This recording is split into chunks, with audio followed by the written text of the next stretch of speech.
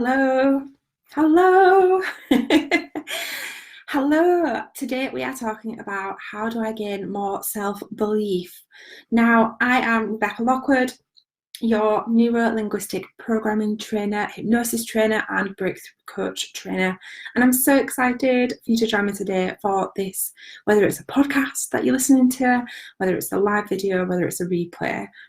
So today we're talking about how do I gain more self-belief, and as always these sessions are quick wins with actionable steps that you can take away and implement into your business or life immediately, because that is what we're all about.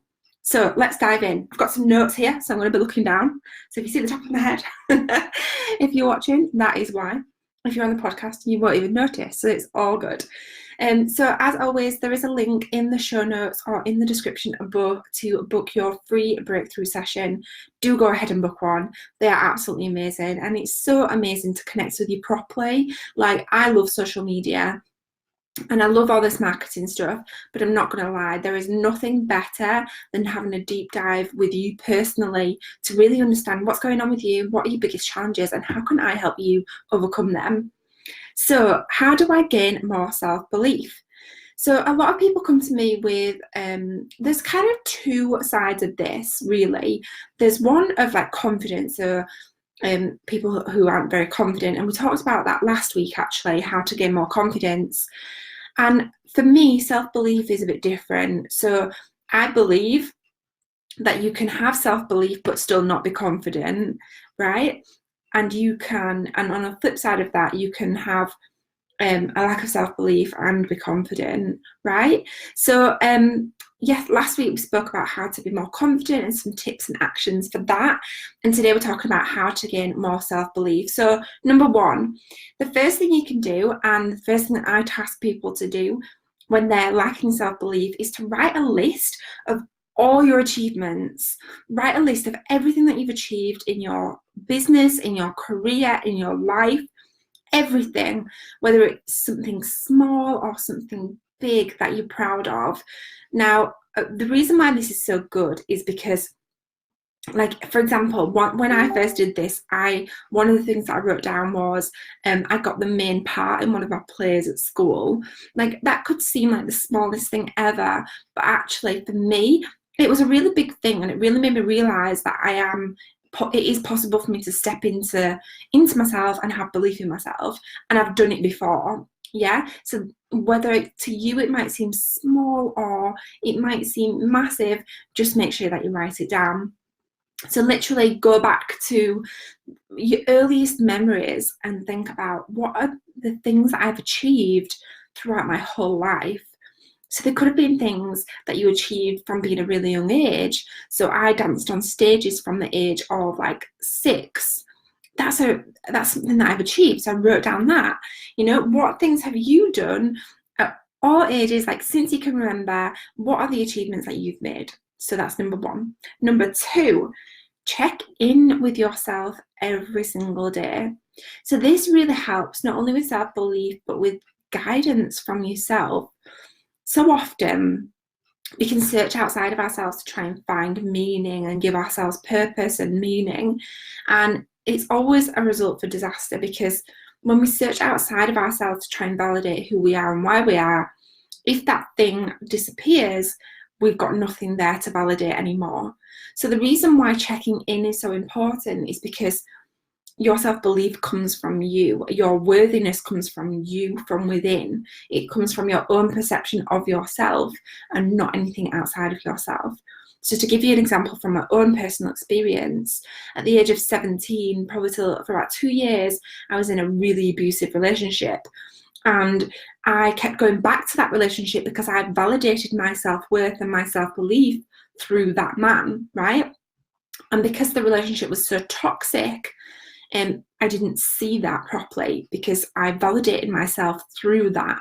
So I was searching outside of myself to try and give myself self-belief and give myself that was what made me believe I was worthy of stuff, right?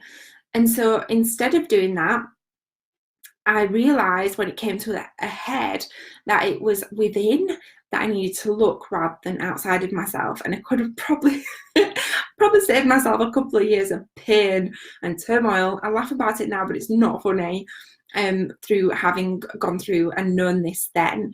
So in light of that, I spoke to Cosmopolitan about gaslighting. So if you ever want to check out that article, just Google Rebecca Lockwood Cosmopolitan, and I talk a little bit about it in that. But also, remember that it's you that's in charge of your self-belief, and it's you that's in charge of your worthiness. It's not something outside of yourself, okay? So the way that we can do this then on a daily basis is literally just by placing your hand on your heart and just feeling your heart beating, and take a few deep breaths, feeling into your heart. So imagine the breath coming from your heart and deep out. Yeah? And just check in with yourself and just ask, who am I? Who am I? Don't expect something to come up. Don't, feel like you need something. You don't need any answers to this question.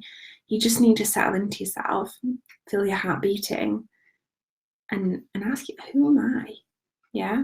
Another thing, like a side note of that, is social media is so amazing, but it can also be so distracting. So when you are, whether it comes to yourself and your self-belief, how you should live your life, how you should run your business, all them kind of things, quite often we see what other people are doing. And I suppose this comes to life as well, what we do and how we live our lives. And we see other people doing things. And I've experienced this where we're like, they're doing that, maybe I should do that. And then we scutter off and we do what they're doing and it doesn't work. And then we're like, damn, like it's not working. And then we see someone else doing something, so we scutter off, we do what they're doing and it doesn't work. And we're like, damn. And we place our self-belief on this. So again, it's trying to validate ourselves outside of ourselves. But when we come back in and check in with ourselves and ask ourselves, who am I and what do I want? That's when it all comes together, because we act from a place of who we are at the core and not from what other people are doing. Does that make sense? Okay. So number 1, write a list of all your achievements that you've achieved throughout your whole life, big and small. Number 2, check in with yourself and really ask yourself, who am I and how do I want to live my life? So in my book, where is it? Here. Step into your personal potential. I'll pop a link to it actually in the show notes once I'm finished. In this book, I go through a full process of how to really check in with yourself from it's like a life coach in a book. So I'll pop a note to that so you can grab a free copy of it, digital download, or you can either buy it on Amazon in paperback. So anyway, number 3, do things that you love. Like, just allow yourself to do things that you really enjoy. And if you're doing something that you don't really enjoy, stop doing it, right?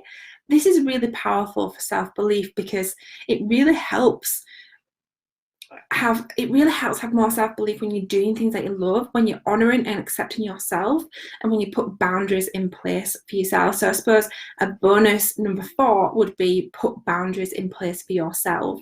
So for example, if you have an online business and you have a Facebook group, have dedicated times where you go into your Facebook group and engage with your community. So the way that I do this is every Monday at 10 a.m. I do a Facebook Q&A in my group of Facebook Live, and I go through everyone's questions and everyone's posts at that time. But it wasn't always like that. Like before that and previously, I used to feel like I had to answer people straight away. But when I put boundaries in place, because I realised it was exhausting for me and energetically, I wasn't serving my community or my clients, I put that boundary in place. So I said, 10 a.m. every Monday, I'll be live to answer everyone's questions and be there to help you live. So 1, write a list of all your achievements throughout your whole life. 2, check in with yourself daily. Place your hand on your heart, ask yourself, who am I? And just settle into yourself. You can also use my book as a really good tool to help you do that. Number 3, do things that you love. If you don't love something, stop doing it. Don't feel like you have to say yes to everything, because you really don't. And number 4, which is a bonus tip, is set boundaries for yourself. Like, set boundaries for yourself, do what you love, show up and do what you love. But if you don't love something, you know, I suppose kind of 3 and 4 are very similar. So that's it from me.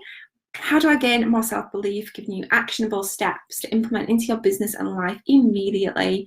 I'm Rebecca Lockwood, your neuro-linguistic programming trainer, hypnosis trainer and coach trainer. And do go ahead and book your free breakthrough session via the show notes or the comments above. Have an amazing week, and I'll catch up with you all next Monday.